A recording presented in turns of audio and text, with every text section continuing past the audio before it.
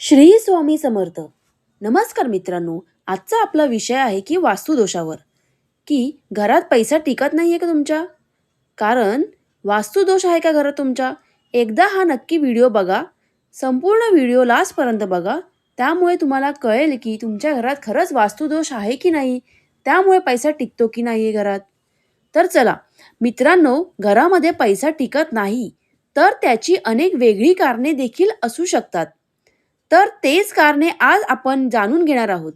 तर मित्रांनो, तुम्हाला कधी असं वाटतं आहे का, की खूप मेहनत करून देखील घरामध्ये पैसा हा आपल्या टिकतच नाहीये? कमाई खूप होते, पण त्याहून जास्त खर्च वाढत जातोय का? तर असं होत असेल तर कदाचित तुमच्या घरामध्ये अशा काही गोष्टी असतील, ज्या तुमच्या प्रगतीच्या सगळ्यात मोठ्या शत्रू असू शकतात. तर त्या वस्तू कोणत्या आहेत?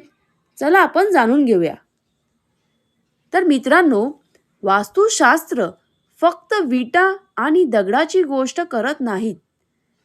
ते बोलतो ऊर्जेची स्पंदनांची आणि जीवनाच्या दिशेची. घरात ठेवलेली एक छोटीशी वस्तू देखील तुमचं नशीब बदलू शकते आणि ते पूर्णपणे बिघडवू देखील शकते. तुम्ही कधी विचार केला आहे का?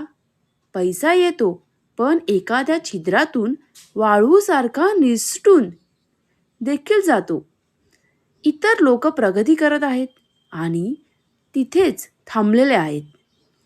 तर आता सावध व्हायचं आहे, कारण हे सगळं कदाचित तुमच्या घरात लपून बसलेल्या 10 मोठ्या वास्तुदोषापैकी होत असेल आणि तुम्हाला याची कल्पना सुद्धा नसेल. तर मित्रांनो, पहिलं कारण आहे ते म्हणजे अशी एक चूक की जी लोक अनेकदा करत असतात आणि ज्याचा थेट परिणाम त्यांच्या नशिबावर, शांततेवर आणि समृद्धीवर होत असतो. तर ती चूक म्हणजे देवदेवतांच्या अभंग मूर्ती किंवा फाटलेला प्रतिमा घरात जपून ठेवणे. भरपूर लोकांना सवय असते, म्हणजे पिढ्यानपिढ्या आपण पूजा करत असलेले देव, त्यांच्या मूर्ती, फोटो, जे मूर्ती झिजलेली असते, फोटो थोडा साईडने करपत गेलेला असतो, दिसत नसतो, ब्लर झालेला असतो.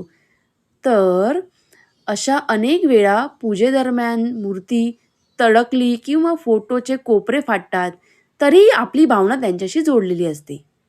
त्यामुळे आपण ती फेक न पाप समजतो. पण तुम्हाला माहीत आहे का, वास्तुशास्त्रामध्ये हे पाप नाही, तर येथे मोठा दोष आहे, जो तुमच्या प्रगतीमुळे एक भयंकर अडथळा उभा करू शकतो. भग्न मूर्ती आणि किंवा फाटलेली प्रतिमा घरात ठेवल्यामुळे एक हळूहळू पसरणारी पण तीव्र नकारात्मक ऊर्जा निर्माण होते. ही ऊर्जा केवळ तुमचा धनच अडवत नाही, तर मानसिकता, नाव, वादविवाद आणि घरातील अशांती देखील वाढवते. त्यामुळे शक्य जितकं होईल ते फोटो आणि मूर्ती तुम्ही विसर्जन करून नवीन मूर्त्या आणि फोटो लावू शकतात.